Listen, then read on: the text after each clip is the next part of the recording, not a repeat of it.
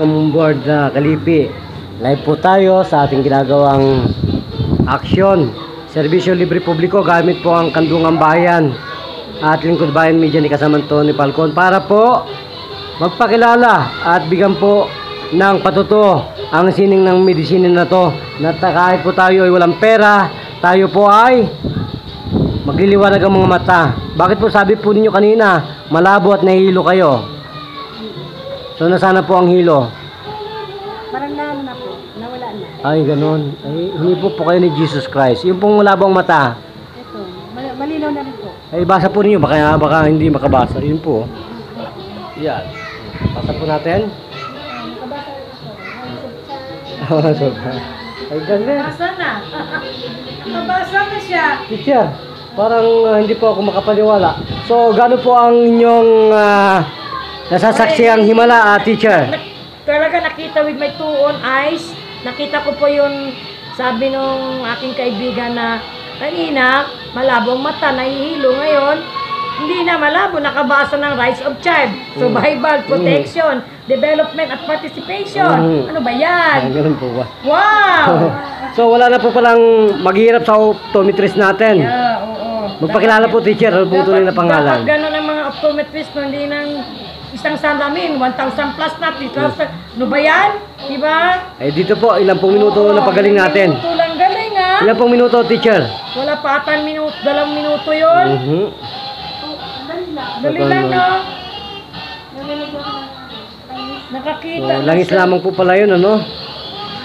So, magliliwanag. So, teacher, magpakilala po, gamit po ang ating totoong pangalan. Oo. Opo. Ako po si Joy Pastor Pide po, taga landscape. Isa po akong daycare teacher ng landscape. Ako po ay nakasaksi po sa nangyari sa umaga na ito na ginamot ni Brother Jesus po. Brother Jesus Odaire. Yan. Ay dapat po, sana po may mga katulad na ganito nagsisilbi ng ano sa community na hindi lang puros medicine, kailangan po natin ng herbal din sa katawan. Yun lang po. Mabilis po pala magpagaling ang herbal. Ay, sabi po teacher nila, no therapeutic claim. Bakit nagkaroon ito ng claim? Yun lang, yun talaga. Nakita ko talaga. Parang ano na siya kanina, di ba, pagpasok ko. So, kailangan po teacher ang tatak natin, assassin, hindi lang doktor. Ay, oo. Wala, assassin. Assassin. Ano po ba ang mas matindi, assassin o doktor? Assassin. Ay, so, matindi ho yun. So, magpasalamat na po kayo teacher sa ating programa. Sige po. Okay, thank you sa programa ng Kandungang Bayan at Lingkod Bayan. Kandungan ng Bayan, Lingkod Bayan. Tony Falcon. Ha? Brother Tony Falcon po yan. Brother Tony Falcon na meron na ganitong programa na para sa mga mahirap na hindi makabili ng mga mamahalin na gamot. Maraming salamat. Okay. So, Teacher Miriam, ano po ang masasabi ninyo sa nasasaksihan ninyong ang mga pangit po gumaganda? Nagpapasalamat po kami kasi nandyan po yung Kandungang Bayan, Lingkod Bayan. kay Tony Falcon na umiikot sa iba-ibang barangay. So, Maraming salamat po.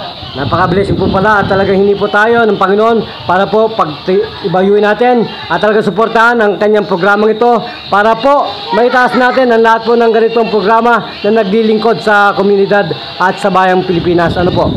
So, babalik po tayo, teacher. Sister, ano pong tuloy na pangalan natin? Nunita Tubil po. Ilan pong gulang natin? Mabikti na po sa May. Okay.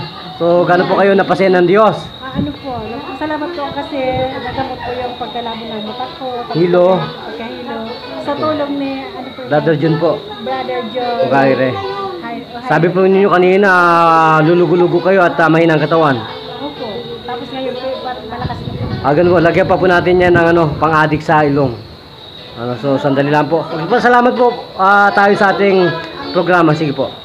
Salamat po ako sa programa na pumunta dito. Okay. Tony Falcon po yan. Opo.